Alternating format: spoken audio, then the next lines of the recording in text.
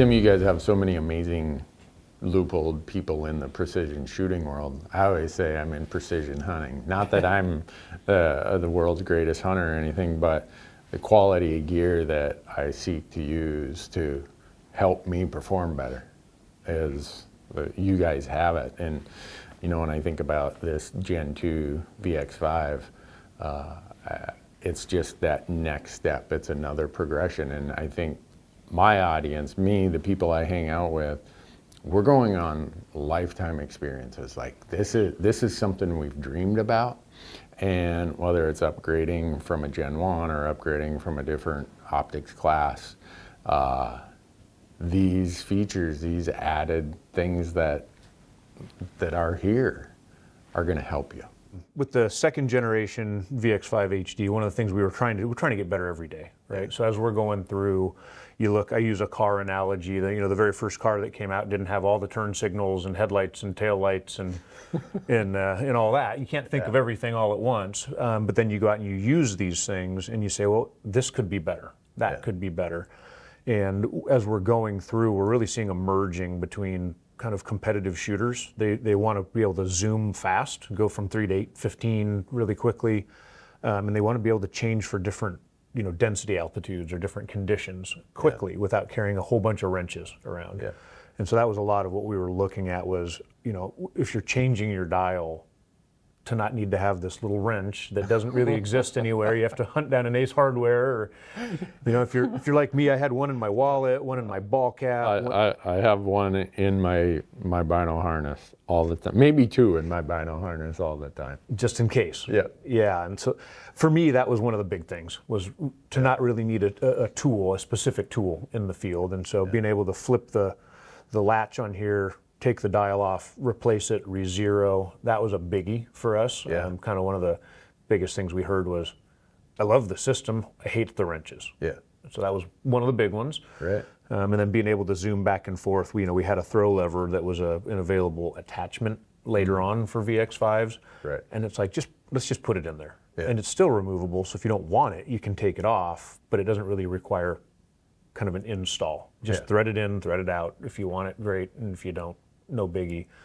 And then focusing on what people are doing with these. They're shooting longer ranges and more precisely. So we kind of went over how do you interact with the controls, and then what is the precision factor on the adjustments. And we just doubled down on that and borrowed from our military heritage. Yeah.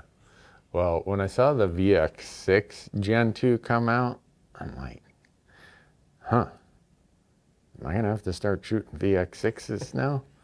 And then someone whispered that, well, don't get too worried. We'll be upgrading the Gen 2 for a VX-5. And so when I saw a picture of it, I'm like, first thing I looked at was, oh, great. They put the SZL2 dials on there. And then I saw the throw lever. Those are the first things that immediately registered with me. And as someone who, I'm not into the precision shooting like a lot of the Leupold people are. I'm into precision hunting. Absolutely. These tools, as they are for me, they just need to be bomb-proof, fail-proof. And the VX-5 for me has always been kind of low on frills, but high on value and performance. And that's why I keep shooting it. As we're going through and looking at any of this, we're trying to innovate every single day. And when we're looking at, making changes to something like a VX-5 HD, this is a real workhorse of a scope for us. A lot of people rely on all of our impact tests, our water, we go through and do basically the same battery of military testing that's out there. So we go through and beat them all up and make sure that, the optics are always going to be as good as the last generation, period. The durability and then the weight. Those are never going to change. We just try to get better on the other things. Well, you're talking about all these tests that you do. That's something I don't have to worry about. It's something the consumer, the buyer, probably has no idea what all goes into that. I get to see it because you guys let me come here and look around every so often. But for me, what's really important is that when I'm out in the field, this thing is going to do what I know it's going to do when I need it to do it. Whether, like you said, if I'm in the deserts of Nevada and it's 100 degrees, or I'm in the mountains of Montana and it's 20 below, I'm in the rain of Alaska, whatever, this thing needs to do an awful lot. It does. And this is the critical piece that I depend on. And that's, the fact that so much of this at Leupold is non-negotiable. It's professional grade, durable, it's accurate, it's repeatable, and it's going to perform. Yeah. You don't want to think about your gear. I've done all the hard work. I'm going to put the crosshair where I want it to go and press the trigger. It has to go there. It can't resettle. It can't do this. It can't do that. It has to work that first time on every one of your trips. Yeah. Right out of the gate. It doesn't know when it's being called into duty. It has to be ready all the time. Yeah. Well, I can say this. It's far more capable than I am. Fair enough. I know the feeling. We build these right here in the factory, as you've seen.